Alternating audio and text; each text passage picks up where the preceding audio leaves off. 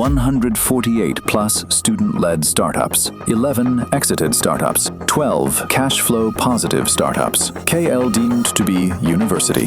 కానీ మీకు అన్ని సంవత్సరాలు పట్టినప్పుడు మీకేమనిపించింది ఆ టైంలో? అంటే 4 ఇయర్స్ అంటే అప్పట్లో చాలా లాంగ్ జర్నీ అది.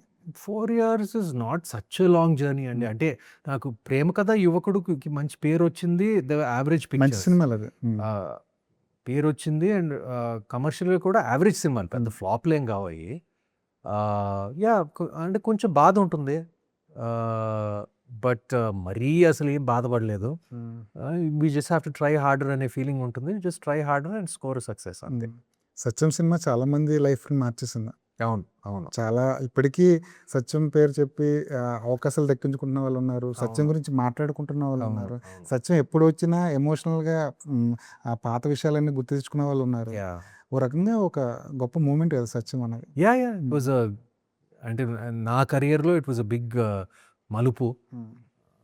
అండ్ స్టూడియోకి కూడా బాగా సక్సెస్‌ఫుల్ పిక్చర్‌గా నిలిచింది. చాలామందికి పేరు తెచ్చింది. ఐ ఫీల్ బ్యాడ్ కొంచెం ఇప్పుడు చక్రి గారు, డైరెక్టర్ సూర్యకిరణ్ గారు లేరు. బట్ ఇప్పుడు సత్యం రాజేష్ ఇప్పుడు ఆ పేరుతోనే ఇంకా వెళ్తూనే ఉన్నాడు. So even BVS Ravi he keeps talking about it. He is the writer of the film. ఎప్పుడు ఆ సినిమా గురించి మాట్లాడుతూ ఉంటాడు. ప్రతి ఇంటర్వ్యూలోనే ఆయన సత్యం టాపిక్ తీయకుండా ఉండరు. Change lot people. తర్వాత ధన 51 అనే సినిమా విపరీతమైన క్రేజ్తో రిలీజ్ అయింది. అసలు మీ సినిమాలు అన్నిటికన్నా ఎక్కువ క్రేజ్తో రిలీజ్ అయ్యి ఎక్కువ హైప్తో రిలీజ్ అయిన సినిమా అది ధన 51.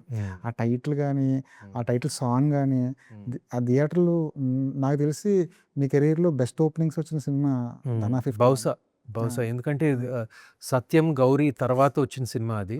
ఈ 2 బ్లాక్ బస్టర్ అవటం మూలంగా దానికి ఓపెనింగ్స్ బాగా వచ్చినాయి. But the movie disappointed. మూవీలో విషయం అంత లేదా తర్వాత తెలిసింది. వరాహి సినిమా అది ఎప్పుడో అది అయిపోయిందండి. అది కూడా అయిపోయింది మొత్తం. సెప్టెంబర్లో రిలీజ్ చేస్తున్నారు. ఓకే. విఎఫ్ఎక్స్కి చాలా ఎక్కువ దాంట్లో ఆ cinema it's hire budget picture. దాంట్లో విఎఫ్ఎక్స్కి అదంతా కొంచెం డివోషనల్ యాక్షన్ థ్రిల్లర్ ఆ సినిమా. సో దాంట్లో పోస్ట్ వర్క్ కొంచెం ఎక్కువ ఉంటుంది. రైట్. అంటే దాంట్లో ఏమైనా మంచి క్యామియోలు కూడా కనిపిస్తాయి అంటున్నారు అని విన్నారా అండి? ఉన్నాయండి. సర్ప్రైజ్ చేసి మేమే గ్రాడ్యువల్గా రివీల్ చేస్తాం మేము. అది